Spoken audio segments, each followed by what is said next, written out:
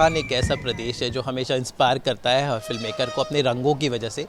अब ऐसी एक नई फिल्म आ रही है और उसको एक ऐसे शख्स लेकर आ रहे हैं जिन्होंने भारतीय सिनेमा को एक ऐसी फिल्म दी जिसने एंटरटेनमेंट का रूप रंग बदल दिया। ये फिल्म थी तेज़ाब, जिसको बनाया था मिस्टर नैन चंद्रा ने।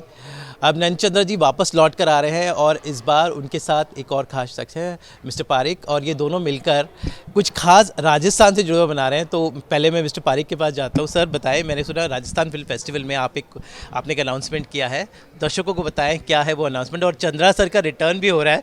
That's the big news. Absolutely.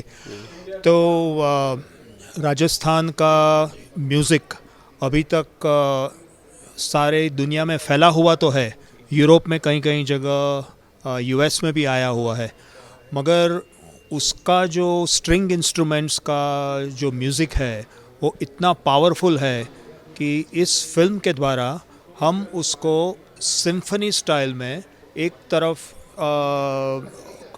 कमाईचा होगा, सारंगी होगी, संतूर होगा, और दूसरी तरफ वायोलिन, वायोला और वेस्टर्न इंस्ट्रूमेंट्स होंगे।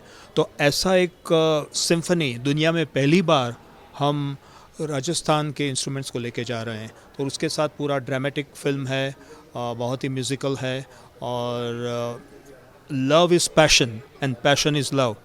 कोई भी आर्ट होती है तो उसके वो कभी भी बैंकरप्ट नहीं जाता है। तो हमारी लॉग लाइन यही है कि मिलियन नेवर गोज़ बैंकरप्ट। तो इसी हिसाब से हम बड़े पैमाने पे, not just in India but we want to take it international and the world to see कि राजस्थान के पास कितना पावरफुल म्यूज़िक है और एंटरटेन कर सकता है। अब मैं आपको मिलाता हूँ उस शख्स से जिन्होंने, मैंने कहा, एंटरटेनमेंट को रीडिफाइन किया है। चाहे तेज़ाब हो, अंकुश हो और स्टाइल भी हो। मेरी एक और फेवरेट फिल्म नैन चंद्रा सर, पता नहीं, but I love the film and music sense. Sir मैं जनरली भी टॉक अबाउट, बट आपकी फिल्मों का म्यूजिक मतलब आई डोंट हैव टू से आज भी हिट है। सो समवेयर आपने अभी ये जो नया प्रोजेक्ट आपका है बहुत म्यूजिकल, जैसे सर ने बताया, तो म्यूजिक आपकी फिल्मों का हमेशा से हिस्सा रहा है। चाहे वो भजन हो, इतनी शक्ति मुझे न देना दाता, चाहे 1 2 3 हो, मतलब गिनाने लगूँ, तो आपने अपनी फिल्मों में हमेशा म्यूज़िक को प्रायोरिटी दी है, और इस बार तो आपके फिल्म का थीम ही म्यूज़िक है। So how excited are you with this? I am really, मतलब बियॉन्ड वर्ड्स एक्साइटेड हूँ, क्योंकि क्या हुआ कि बहुत अभी 2-4 साल हो गए तो लोग मुझे पूछते थे, अरे चंद्रा जी आप चुप क्यों बैठे, कुछ तो बनाइए। तो ऐसा नहीं था, मेरा प्रोजेक्ट आते थे, लेकिन मुझे नहीं लगता था कि यार कम बैक के लिए दिस इज़ गुड इनफ, इतनी स्ट्रांग है। The moment I read the script I said this is the way. ये इसके लिए मैं इंतज़ार कर रहा था, या ऊपर वाला मुझे इंतज़ार करवा रहा था कि तुम्हें ये काम करना है, because it is such a great story of India's, जिसको हम दुर्लक्षित बोलते हैं ना, जिनको लक्ष्य नहीं दिया। ऐसे म्यूज़िकल फॉर्म और ऐसी कम्युनिटी की कहानी है जो एक्चुअली वर्ल्ड फोरम पे उनको उतना नाम मिलना चाहिए, जो आज बड़े बड़े हमने सिम्फनी वाले सुने हैं वर्ल्ड के इस पे। तो they are capable of doing that.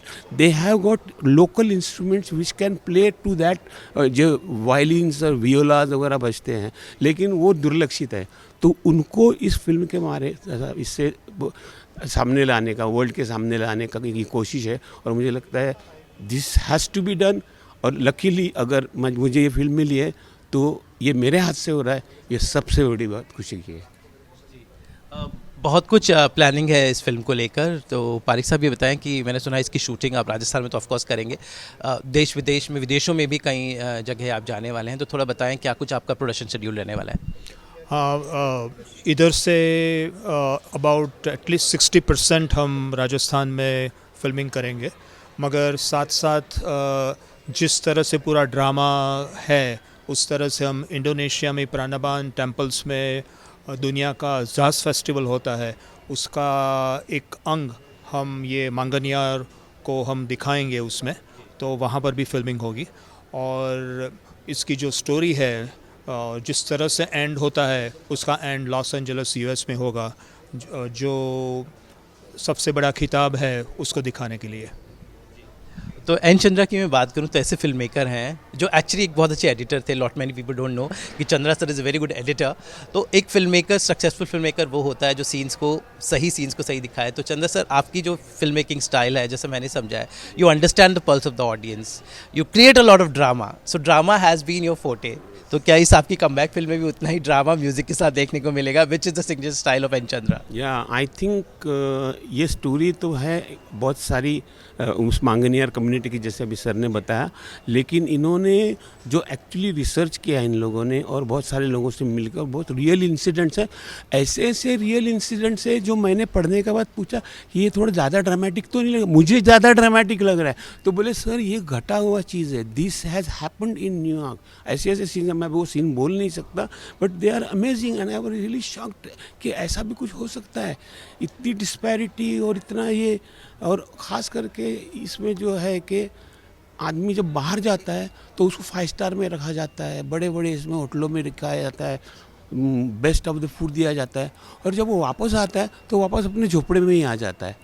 See that is the paradox of life जो है ना, वो मुझे बड़े, क्योंकि बहुत सारे प्रोफेशंस है जिनके अंदर ये है कि वो बाहर जाते तो they are given all the 5 star facilities. Even हमारे कुछ जो स्पोर्ट्स मेंबर्स हैं जो बाहर जाते हैं तो उनको कहाँ कहाँ लेके जाया जाता है, कजाकिस्तान में खेलते हैं, इधर खेलते हैं, उधर, and then they go finally go to their small village और वहाँ जाकर के झोपड़े में रहने लगते हैं।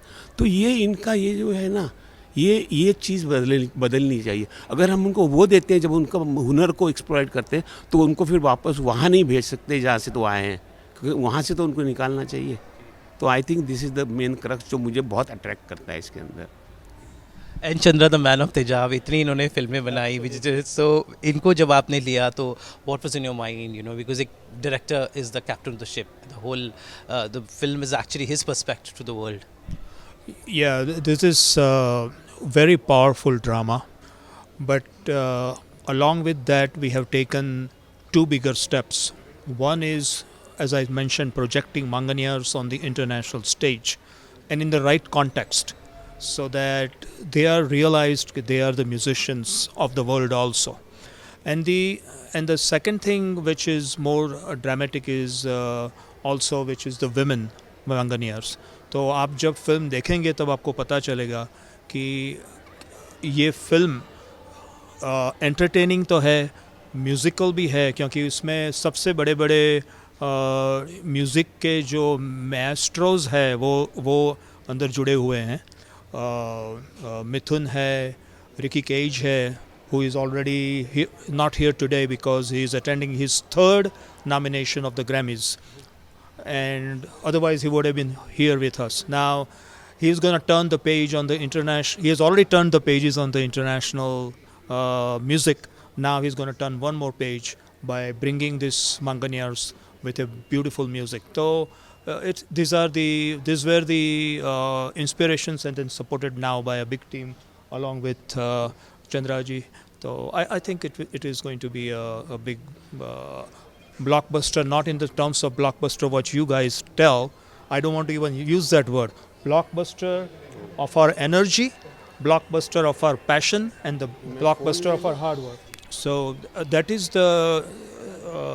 going to be the key, driving force behind this. Thank you so much Parikh साहब. उम्मीद करते हैं ये फिल्म एक लैंडमार्क फिल्म हो, आप सबकी मेहनत रंग लाए.